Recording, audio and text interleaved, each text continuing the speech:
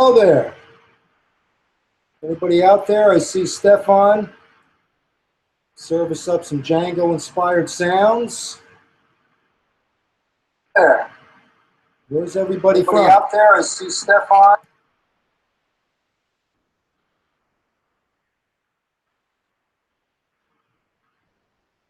Anybody out there have a question for me? They look good, huh? Funny you bring up Django. I had a very bad accident about 3 months ago, and it's going to take me a long time to recover. So Django has inspired me more than musically. Coming back from such a tragic thing and playing so beautifully. So let's talk some improvisation. Anybody have any questions to get us started?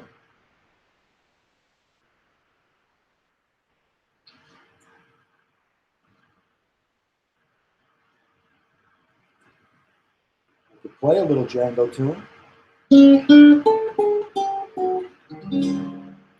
Hi to you. What is a musical idea in improvisation? That's a very good question.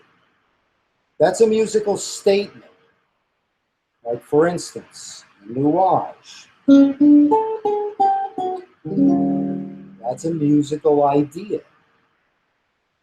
And then with improvisation, you play your first idea and add on to it, almost question and answer. Answer. Right, so that's a musical idea, and improvisation is a state, as if we're speaking. I bring up a subject, and then we converse. So that's what a musical idea is. Practice routines. You got to practice every day. There's not a day that doesn't go by that I don't practice, except when I'm in the hospital on morphine. But other than that, you know, I love to practice. I think it's important to at least set aside, even if it's 20 minutes a day, to practice, serious practice, not just picking up the guitar and plucking around it. You do that every day over the course of months, you get better. I've seen it happen a million times with the online students and university classes that I've taught. That daily practice on a certain subject definitely increases your chances of getting better quicker than practicing 2 hours one day, and put down the guitar the next couple of days, and then you pick it up and you have no idea where you were 3 days ago. Triplet ideas, jazz giton. Let's see. Triplets are kind of cool on the guitar because you have the strings. You can do.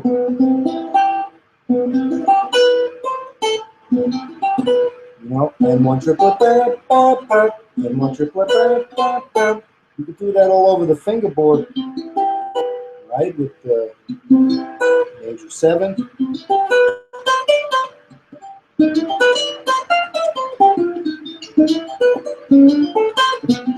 can move diatonically.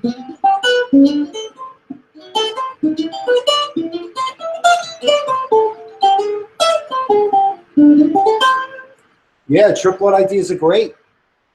So, and they're cool on the guitar because you can use those sweet picking ideas. When you're playing on a 2/5, do you think of each change separately? Yes and no.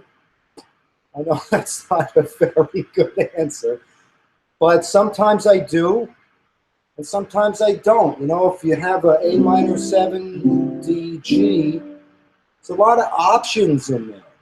You know, first of all, if we just look at the A minor, right, it's the same really as the D9, same notes of the scale as the G. Right, so that's a very diatonic sound, so we could just make ideas on the scale.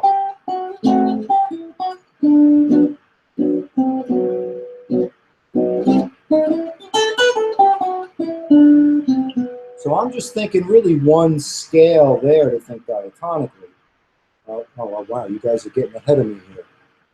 Okay, I may have to go back. Psychobilly guitar. Okay, I got to go up here. Pardon me, folks. Or what I like to do, Bob Goldsmith with the, if you're in G, right, key of G or G minor, and you have the 2-5-1, if you play a G blues, right, if you do that over the 2-5, you start to create some tension and then release when you hit the 1 chord. I'll demonstrate it. Right, that's a G blues scale over a D7. That's the sharp 9, the suspended, sharp 5. And then when you finally land on the 1 chord, whether it's dominant or major, it has a really nice effect. So, okay, when did I start playing? I started playing when I was 4 years old. So almost 50 years ago, hard to believe, 46 years ago. And Django and Les Paul records, that got me very inspired. I didn't hear rock and roll until I was about 14. And I put on Studio 10, Frank Zappa, and that changed my life. Which note is good to bend in Django? They're all good to bend, you know? They're all good to bend, I would say. What is a good method for starting out for outside playing on a single chord vamp? Very simple. Just move up a half step. So if you have a little G groove, you're on G. Move up a half step. Down a half step. Play random. Great exercise I learned from the fabulous guitarist Julian Lodge was random, which is just play notes. The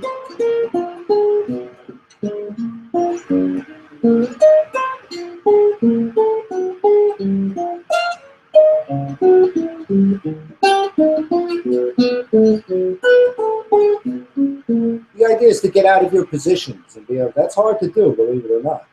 Try it sometime. It's not that easy to continue doing that for a few minutes. So that's a good way to get yourself out of the box there.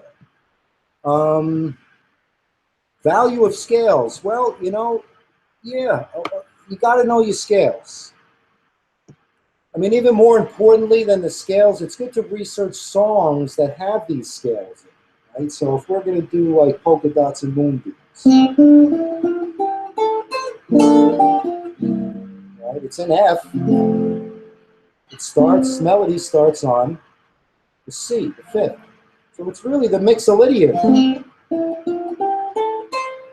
Right? That's over an F chord. That's the melody. So I like to take the scales and the modes and figure out melodies. I think songs is a big part of learning improvising. Learning songs. It's like in rock and roll, you learn a lot of Led Zeppelin songs and riffs, and you know, it's the same in jazz. You got to learn a lot of songs. Put those riffs to good use. Can you show us a blues progression and some passages and then Django-style? All right, what the heck? I'll give it a try. Pardon my arm. I've had 3 surgeries, so it's tough for me to hold the guitar. I'm picking it here, but let's see. What's the question again? Okay, so a blues progression. Well, we'll take the Django blues.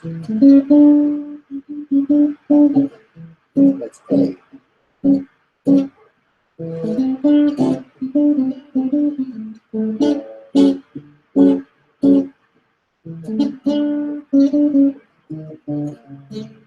So it's an A blues.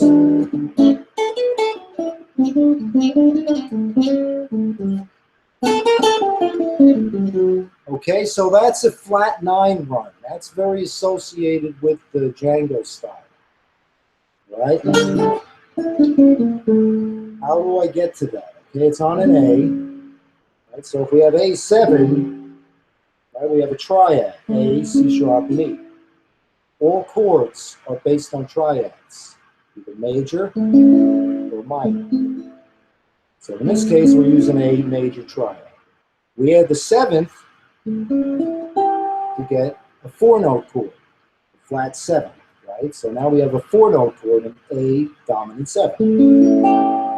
Okay, if we added the major 7, we would have a major 7, a 4-note chord with the major 7 instead of a flat 7.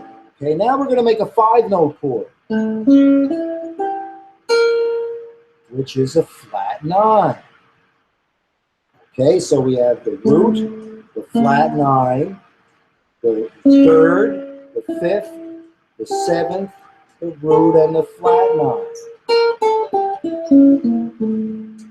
We make the scale.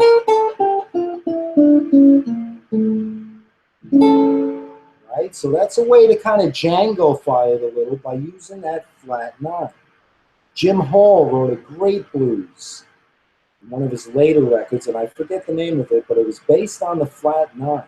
It's a very cool sound, very gypsy-like sound. Okay, now let's see. What is your approach to improvising on the rhythm changes? Wow. Well, I tell you, the blues works great. Okay,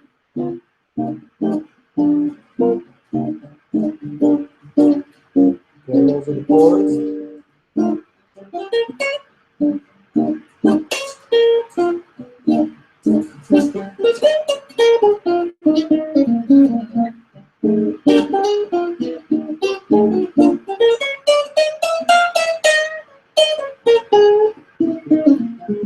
Then the bridge.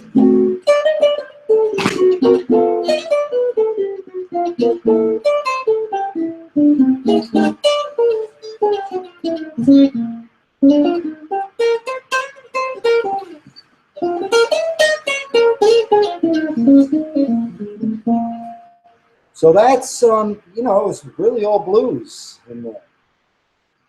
I have, you know, you can play around the changes. A good exercise is just to, you know, play 8th notes, slow tempo, playing through all the changes.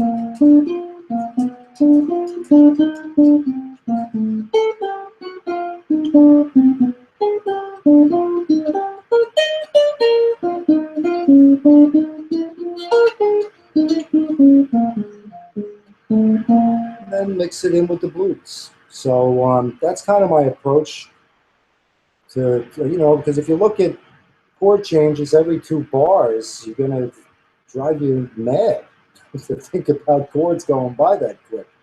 So it's good to kind of float over the top of all that crazy rhythm section and playing the bass reel and the piano going in there. It's nice to just float over the top. Like if you were a saxophone player, we're able to, you know, hold notes with a lot of sustain. Okay. I was always suffering from mistake. How can I don't make mistake? Well, you know, if you know the melody, let's put it this way. You're from, where are you from? Anyway, let's put it this way. If you know the melody to the song you're playing, you're not going to make mistakes. If you really know the melody, because you can play a solo based around the melody. If we have the song, How High the Moon.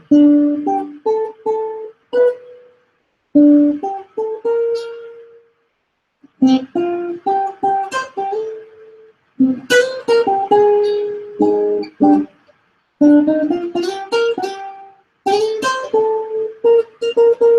see how I'm taking the melody and kind of making my own little thing with it.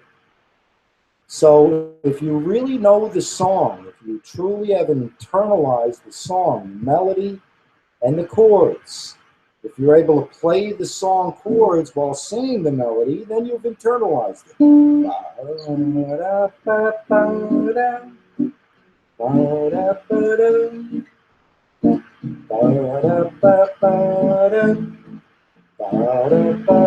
If you really know the melody, you should be able to sing it while playing the chords. That's when you've internalized the song, and then you're going to minimize your mistakes. I can guarantee that. When do you use the diminished chord in improv? Well, you use it on a dominant chord, and it's related to the flat 9 that we were talking about. We have G. Say we have a G7 chord. So, G, B, D, right, the triad. We add the 7th. Okay, now we add the flat 9. There's your diminished.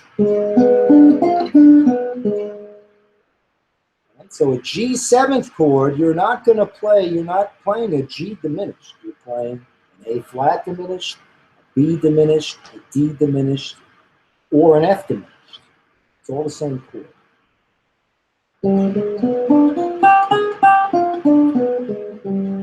Right, so now we could do our little diminished patterns.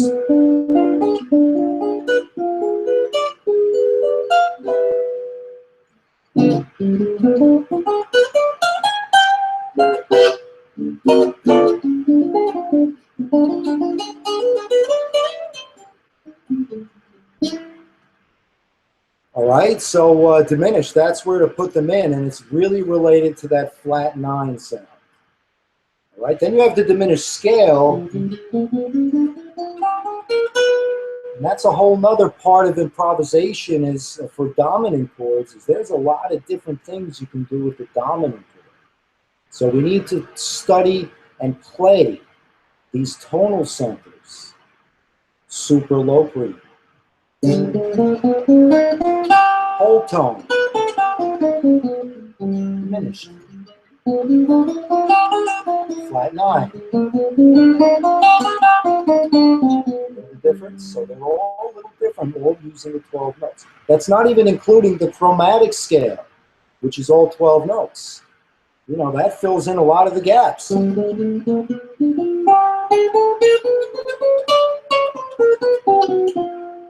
Well, that's all chromatic stuff.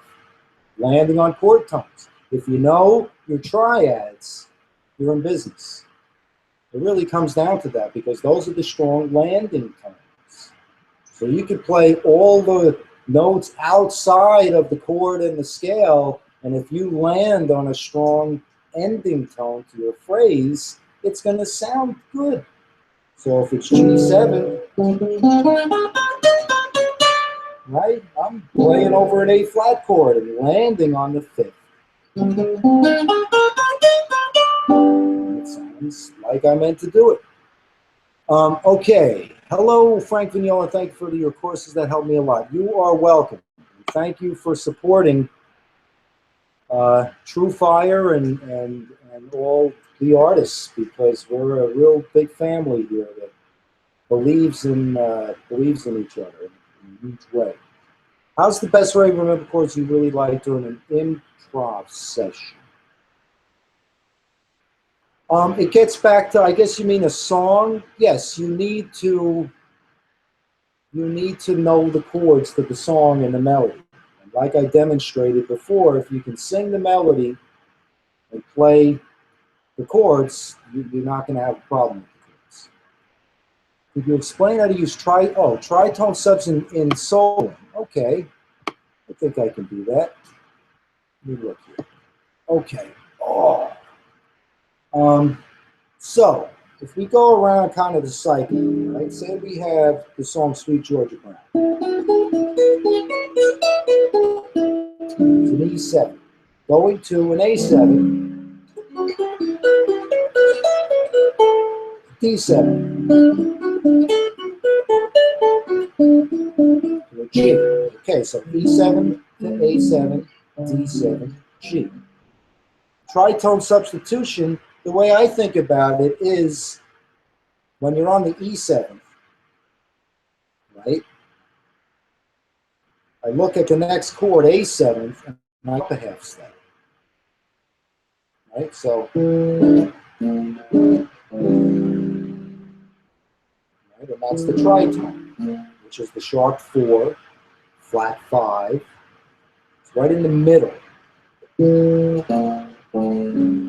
So if I'm going to be playing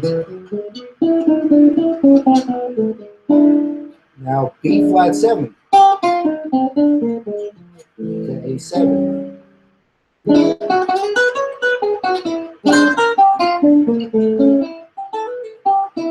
Same here. If you're A7th, you go up 1/2 step from the next chord, E flat 9, to D 9. You go G, A flat 7, to G. So you can play solo over E7, to B flat 7, to A7, to E flat 7, to D7, to A flat 7, to G. You want to take that one step further, you can put the 2/5, E7, E minor 7, E7. Then, right, F minor 9, E flat 7, to A7. Then E minor.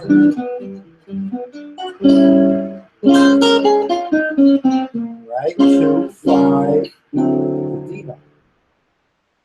So that's the way I think about tritone substitutions and how to, and that addresses the question of how to play a little more outside. You know, let's see. Thank you. When playing changes, what do you see on your fretboard? Scale positions, chord tones. I see lunch after the show. No, dollar signs. I see. Just kidding. You know, again, it gets down to the song. It really does. I mean, all the stuff that I play live, I know the song. I know the arrangement. I practiced it a zillion times. Still do practice it, you know, because it's hard material, and I got to keep my chops up. You know, now is a different story. I got to rebuild my chops, which I'm going to do very, you know, confidently. So, but I know the songs I'm playing, so it's not even a matter of thinking about a scale position or a chord tone. I mean, I know what I'm going to be playing. When improvising, yeah, I think of chord tones. I think of scale position. I think of it all, really. But I try to forget everything I learned. It took me 35 years to learn everything that I know. And now I'm trying to just forget about it and really play the song. That doesn't really answer your question, but that's what I think about, is I think about the song, blending with the other musicians, my tone. I mean, tone means so much. I learned that from Les Paul, playing with him. The first night with him, I remember he gave me the bridge of a song, and after his big, fat, beautiful tone and so respectful and knowledgeable of the melody, I tried to play the bridge, and I sounded like an amateur. It was really amazing. So that really taught me a lot about working on tone. Very important. Do you ever play parallel minor pentatonic over dominance? I don't know what that means. Parallel minor pentatonic. Do you mean like, or do you mean like D minor 7, G7, playing the D minor pentatonic, which is all really the notes in G7 chord? Yeah, I like it all, to be honest with you. My ear is tuned in to all the different tonal centers over each of the chords. You know, I just don't play a G scale notes when I play a G chord, or solo, or improvise, or write a melody. I try to get all the notes in there. It's connecting the chord tones, really, that we're trying to do. You know, it doesn't get boring. It gets boring if you're bored with the music. I mean, you know, I've seen people touring with Tommy Emmanuel. I've seen him play, you know, guitar boogie night after night after night after night after night, really, for months straight. And it never gets boring because he's so into it, and it doesn't get boring to him, so it's exciting to the people who are listening. What about a continuous scale? I mean, two scales put together in a single scale. So you mean like if we're going to do a minor Dorian, and then moving it into harmonic minor? Absolutely. Two scales together, I like that. Should one be able to hum or sing with one tree? Yes, absolutely. Great way to start is to just kind of play thirds.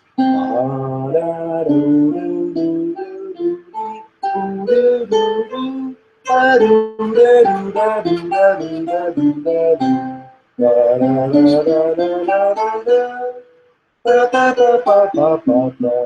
sing arpeggios. Absolutely. It really helps because that's what we're trying to do when we improvise, is play what we hear, right? And we need to hear it and be able to play it. The knowledge of the fingerboard gets in the way of most guitar players. It's over 100 ways to play a C scale.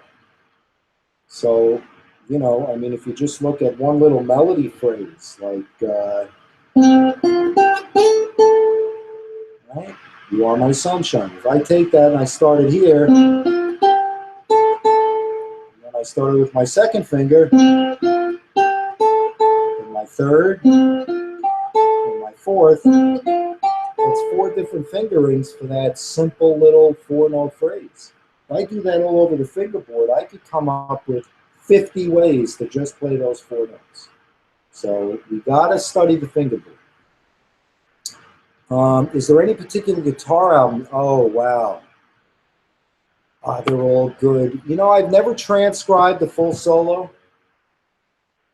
What I would do is take licks that I liked. So say it was a Charlie Parker lick, right? So I would take that and I'd put my own notes to it, like end it differently.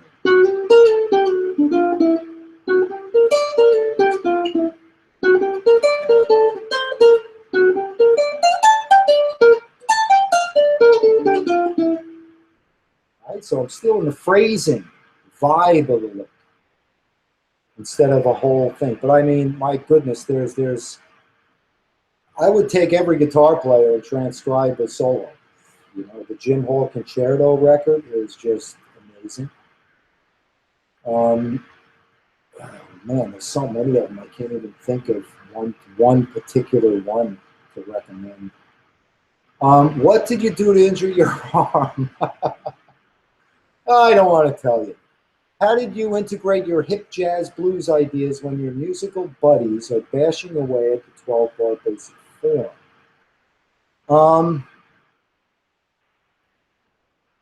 Well, it's combining the blues and the jazz, really. I mean, without blues, there's no jazz. And to me, the blues is just such an effect, especially on the guitar. I mean, there's nothing better than blues guitar. And then a guy like Charlie Christian comes along. Well, that's another guitar album you should transcribe, is Charlie Christian with Benny Goodman. That's ridiculous. That's the beginning of jazz guitar right there, electric. So he brought the blues into jazz on guitar. So, you know, I mean, again, it's really, if you can mix up those little bebop ideas with blues. So if,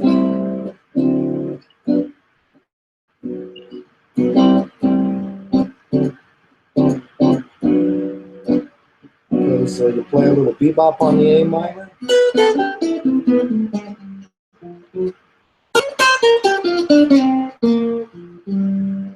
Right, so over the D7th chord, I start playing the G blues. Right after a hip little.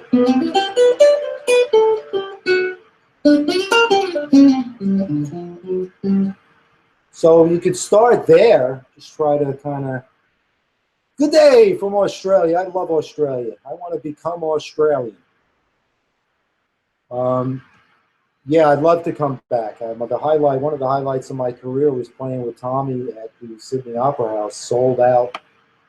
And I got to say, and I remember walking into the customs, I was all worried because I had a bag of goji berries, a sealed bag of goji berries. So I asked the custom agent, I said, is it okay to bring in? He said, what are you doing here? I said, I'm touring with Tommy Emmanuel. He said, he's a national treasure. He let me go. It was beautiful.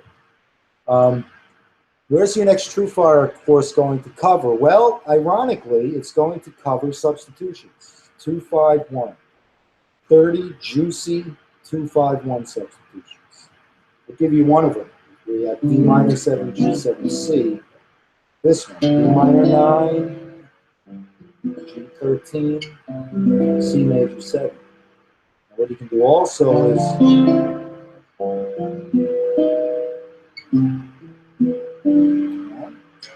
D minor 9, G13, C major 7.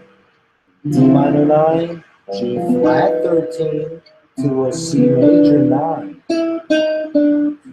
Right, so I'm going to go through in detail 30 juicy substitutions because I love harmony.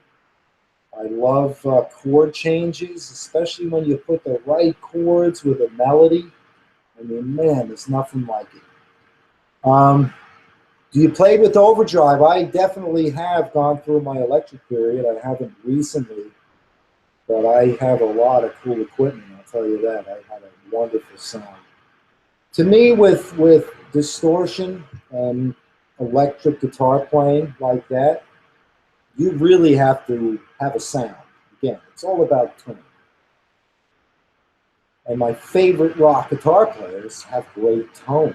It's all about their tones. Like they really are feeling it. It wasn't their instrument, you know, it's in their fingers. They could play any guitar and sound like Jimmy finds out. So, do you have dots? I did have dots put on my program. Yes, for teaching. On my Eastman one, too, that's downstairs there. They're having a giveaway, by the way, at TrueFire in Eastman. So sign up for that, please. And it's an awesome guitar. I wish I had it up here. It's downstairs right now in my video studio. So, what's the best way to remember the chords and notes you really like doing? Oh, do you use specific song? Oh, an improv session. I'm sorry, Kfo. I'm not understanding your question. Oh, I see. I use Finale. Is that what you're talking about? I'm not sure. Anthony! With groups, is it common that comping members play skeleton voice? Yes. Yes, absolutely. Absolutely. As a matter of fact, you know, you could even just stay on the fourth string. So if you're doing Sweet George Brown,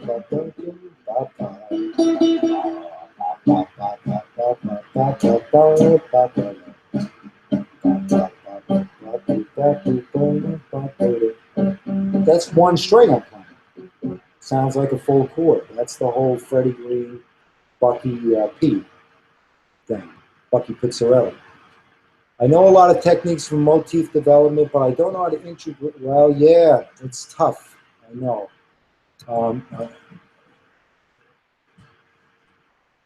You know, Scott, that's a very good question, and I run across this a lot with my students. It takes some time. You got to remember. It's a lot of different things, a lot of different techniques, arpeggios, like you're saying, chord tones.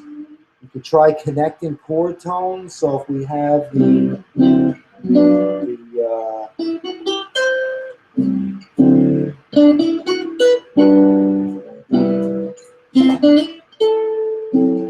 Autumn Leaves, you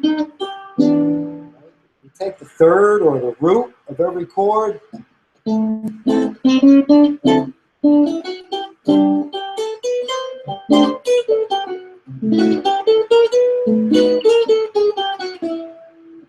Right, and look ahead to the next root note and connect it either through scalar or chromatic.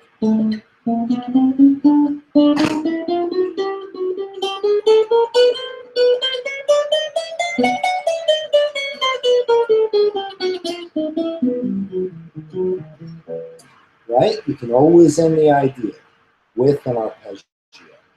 So it's tough to answer that in just a few minutes. Another good exercise is to take the chords of songs and just play arpeggios using 1, 2, 3, 5.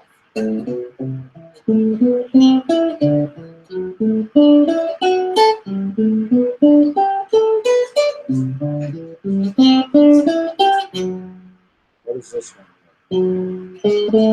Oh, there it is.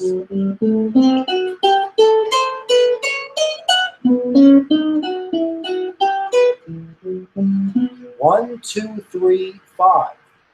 Good way to, you know, get in there with your arpeggios, get over the changes.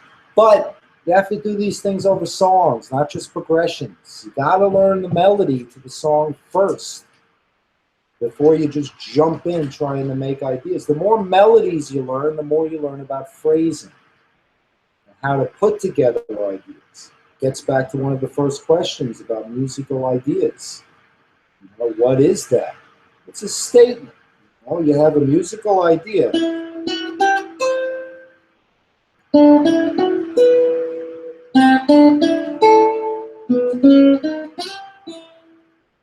Very logical, right? Question and answer. That's the question, da da da da. Answer, ba da da da. Response, ba da da da. And final answer, ba da da da. So, good stuff, good questions.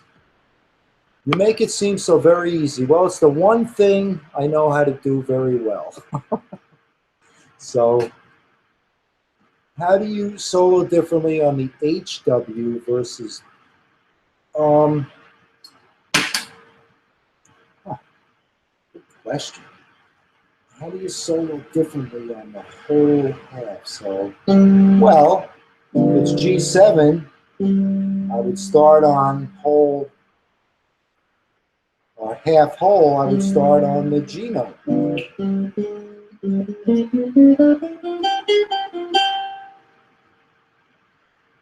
WH, that would be the whole half. I would start on the 7th. Or the 5th. 3rd. You have to look at the chord tones. You have to look at how they relate to the chord. So the G would be the root. So if I start on the 7th, I'd start on the F, and then we're in that diminished. Or I could start on the flat 9.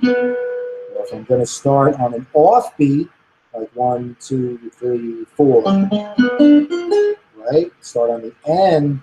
Then I would probably use the half thing, because then I could do the.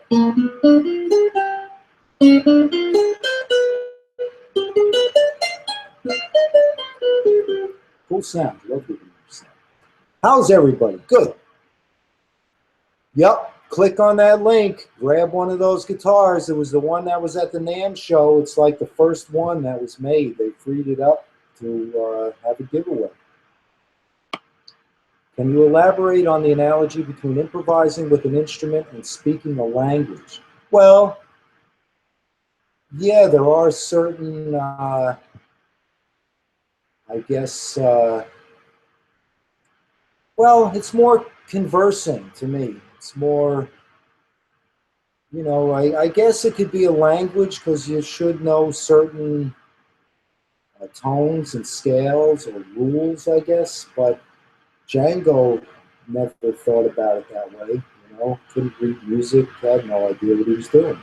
So, you know, so I think a language has a lot of rules, and improvising has no rules, really. Improvisation, the dictionary is creating something from nothing.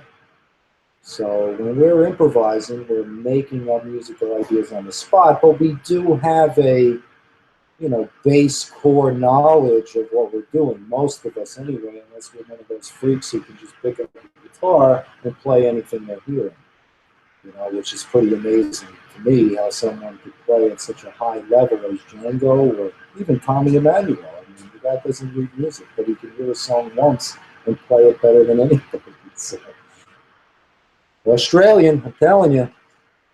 I need Frank's fingers with the guitar. Well, you can't have them. Okay, I'm trying to get my arm back, and I need my fingers. The melody can be played in so many places on the neck. How do you? Well, you know what? That's a great question. How do you know what the location is for the easiest chord inclusion? Well, you should be familiar with the fingerboard to get a note anywhere and get a chord. Like if I have an F sharp with a G major 7, then I can come up with it in a lot of different places. So, but the melody in a lot of locations, what I like to do, just add a tempo. I like to take melodies and play them through. Say I'm going to go. Okay, then I'll.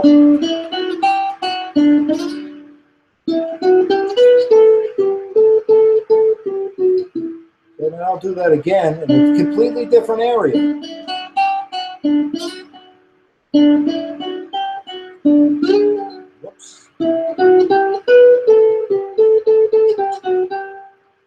And where I choose to play it in the moment is really dependent on a lot of things. What room I'm in.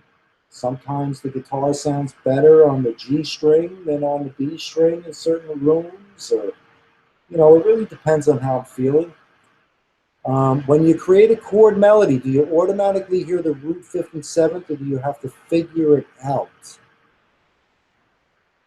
No, I have to figure it out. I can't say I automatically hear it, but I guess I hear the root anyway.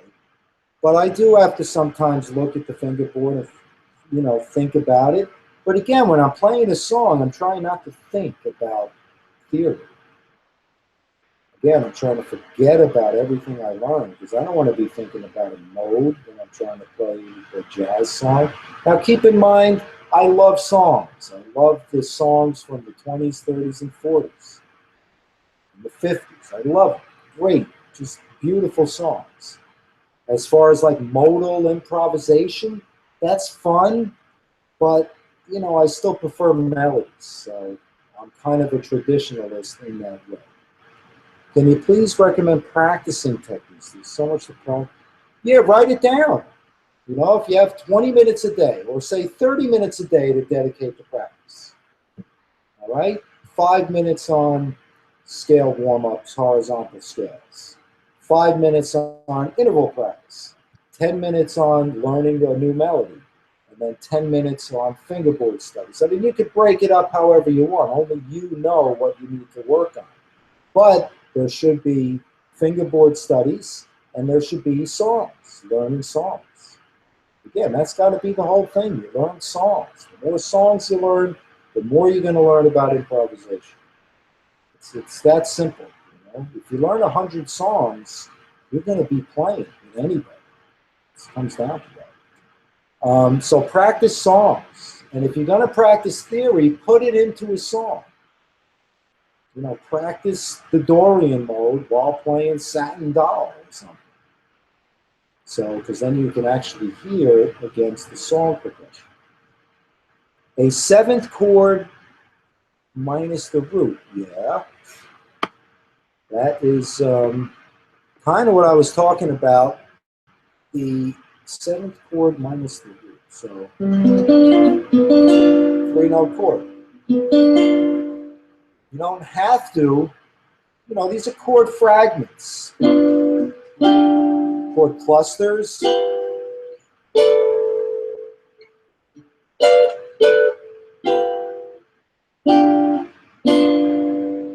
Right? Those are all chord clusters. 3-note chords, but over a 4-note chord. So you will sometimes be missing the root. How do you know when it's time to quit practicing a lick or an etude and move on?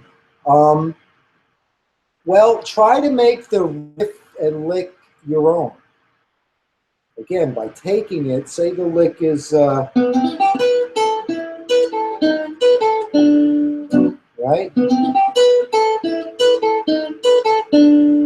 So I'm going to take that, I'm going to go make it my own.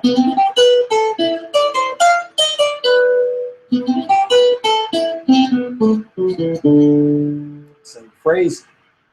So I would take the lick and recycle it, reuse it, if you know what I mean. Make it your own. Steal the phrasing. A lot of this is phrasing. And maybe that's the language end of it, where you can relate the analogy between improvising and language. Because a lot of it is the rhythm. The rhythms, the jazz rhythms. We spend so much time on notes and scales and theory that we don't work on phrasing enough. The 3 elements of music, right? Melody, harmony, and rhythm. Those are the 3 elements of music. Melody, harmony, the chords, and rhythm. We barely spend any time on rhythm. So that's a good thing to do, and that's a good thing about learning songs, is you start to learn about phrasing. Very, very important. Give an example of Django's chromaticism. Well, I mean, he did that insane chromatic run that I remember. I remember slowing it down on my record player when I was like 6 years old. He did this chromatic run, and I put it to 16 speed from 33, which was half the speed. And I remember I heard every note of that. So besides that run, I mean, if you just look at chords, right? Again, if we look at our triad, root, third, and fifth. If you connect them,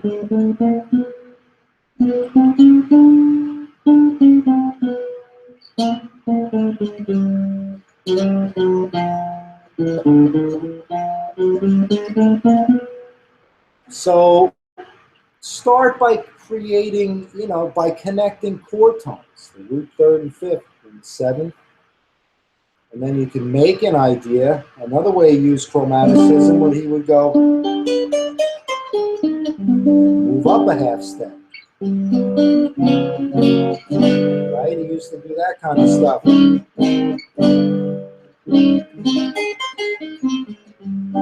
Okay, so we use chromaticism by looking at a chord one half step away and then working over that chord back to the original. So amazing. His ear was incredible. There's a video, by the way, on YouTube now of him actually playing, which is, I've never seen it before until a couple of weeks ago. It's remarkable to actually see him playing close up with the band, with this quintet. Amazing stuff. For comping purposes, how do you add chords that do not belong to the song? Well, I mean, it depends what the soloist is doing or what the melody is. You know, if the guy, you know, if your soloist is going to be, or the melody's on a sixth, you don't want to be hitting a seventh to get that sound. If the melody's a major seventh, you don't want to be putting you know, a sixth chord with the C in the melody, because then you're going to get that. You're going to clash. So it depends what the melody is. I always like for dominant, I mean, if the melody's on a G, G7, then augmented. Right, that's a song. That's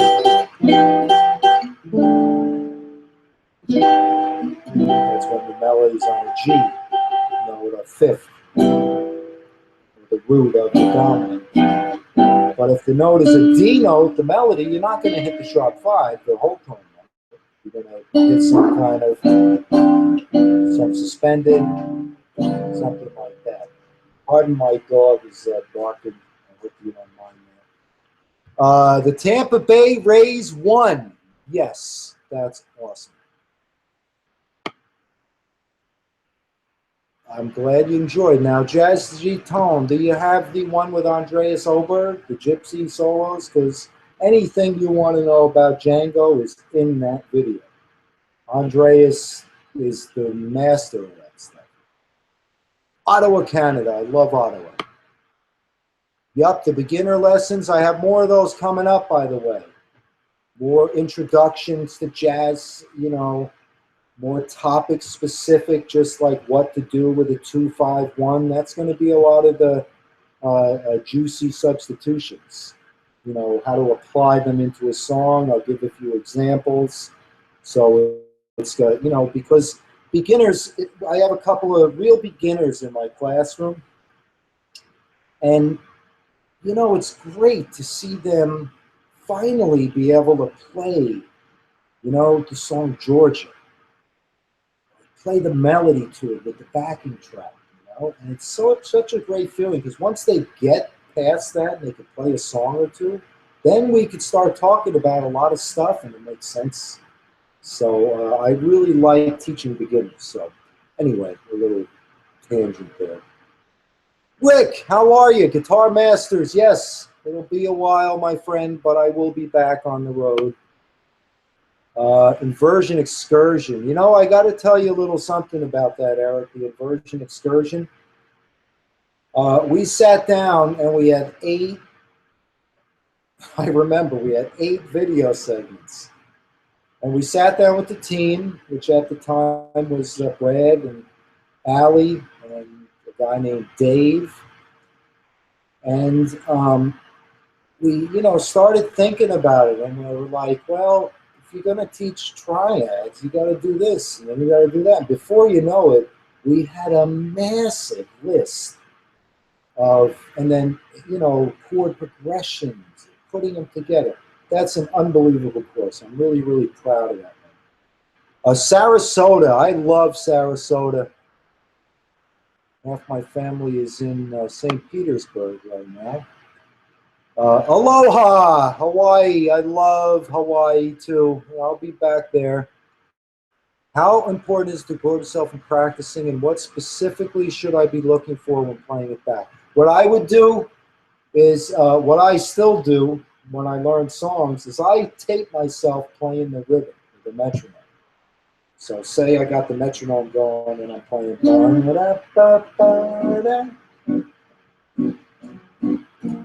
and I'll just play the rhythm like 3 or 4 times through, okay, to build endurance. And then I'll play along the melody with that rhythm. All right, so yes, I do think you should tape yourself playing. Most people, when they hear it back, all they do is listen to the bad things, the mistakes. And I remember a guitarist named Wayne Wright, who was the rhythm guitarist in the George Barnes Ruby Braff Quartet, which for those of you who have not heard those records, go onto YouTube and put in George Barnes, B-A-R-N-E-S. And stuff will come up with the Barnes and Braff, Ruby Braff Quartet. The rhythm guitarist was Wayne Wright. And when I was breaking on the scene, and I told him I wasn't feeling good about my playing and all that, he just looked at me and said, listen for the good things as well. And build on those good things. So when you're listening to yourself back, don't be like, oh man, that stinks. Listen for what's good, what you like, and then build on that. That's teaching you what sounds good to your ear. And that's what's going to naturally bring out, building on those positives. You're welcome. When I read bios about you, they always mention that you did some sessions with Madonna. Well, Madonna and Jennifer Gray did a record of standards. It was a short story play by Damien Runyon that they made into a film, and the music was 1920s music. So since I specialized in that style of guitar playing, when I was, 19, breaking on the scene, 18 and 19, and hardly anybody was playing the style. I mean, I think Howard Alden, I studied with him a little bit. We've been friends since I was 13 years old, and he was 18. So when he moved to New York, we were kind of the only 2 guys really playing in this style, believe it or not. So we were working all the time, and thanks to Howard, he hooked me up with so many great people because he was so busy. So I forget what even I was talking about. Oh, Madonna, right. So because of that fact, I got the call to play on the record with Madonna, playing rhythm guitar, and we did songs like I Surrender Dear, and all these songs from 1920. So I worked with her on that record. And the film. I was in the film with Vince Giordano's band. And then we did the record. And I gotta say, she was very professional, no nonsense. And they sang great. So I don't know if the record ever came out or even the film. But, it was a good payday, too. What is 5 of 5? I don't know what that means. I'm sorry, Kelly. I don't know what that means, 5 of 5. How much practice time do you do? I practice every day. I play the guitar every day. When I practice stuff I'm going to play, or songs. Like one I've been working on is...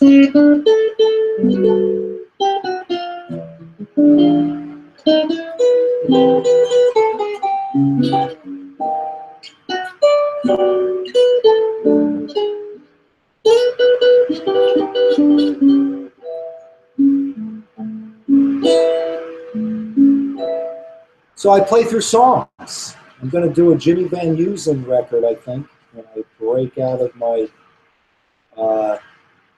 time off here to repair myself.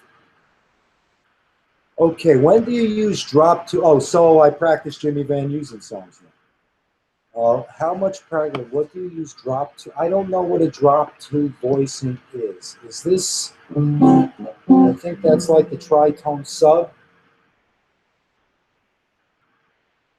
So you jump in and say, "Hey, Corey, great congealio." That's Italian. That means there's meatballs and braciole somewhere around Corey. Okay, let's see. We got a few more minutes here. How do you connect arpeggios and you know? Again, that one. So if we have the minor swing, I can't go that fast.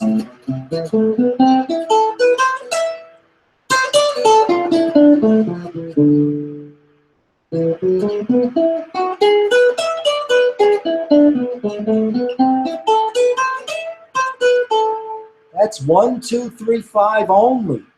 It's a very good way to get the arpeggios into that gypsy style. It's not just 1, 3, 5. We're putting the second in there. 1, 2, 3, 5.